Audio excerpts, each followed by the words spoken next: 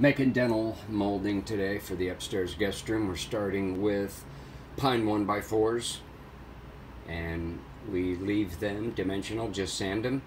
Then we cut 1x4s down into strips of 1 3/4 strips to lay on top of the 1x4.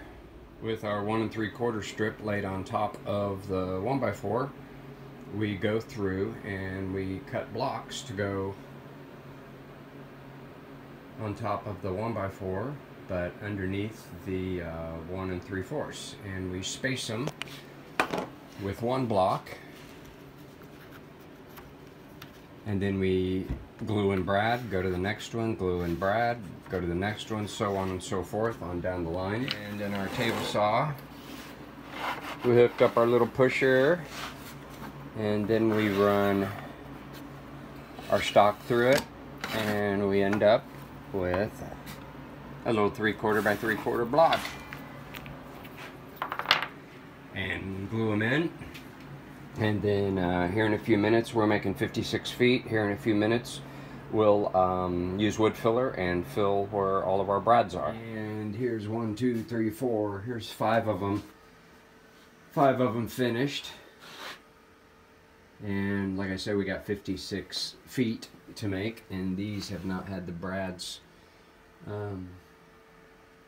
any of the imperfections wood filled in yet. And I believe for 56 feet, I think I counted like 400 or 500 of these, making it the old-fashioned way.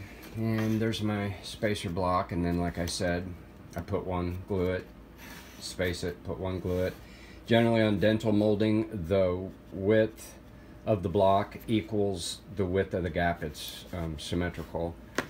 And then after I cut these, I look at each one and then give it a sand, make sure all the edges are off. And so this takes the stain the same as this. I take the edge I cut on the table saw, and I put it to the inside and put the what was the outside of the board to match this, so that it takes the stain the same. Because if you don't, the grain here will take the stain more and end up darker, which works good in here because then it hides the shadow of the gap where you can't get wood filler. And I also forgot, later we're going to be making our own quarter rounds, because quarter rounds in the 1800s tend to be more decorative than just the simple quarter round of today.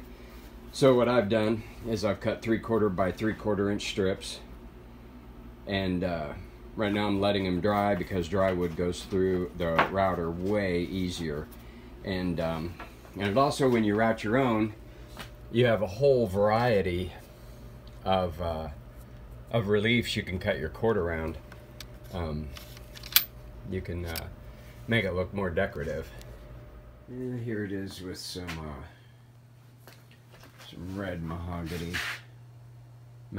stain, and this matches our woodwork pretty good. We'll go over it with a little bit of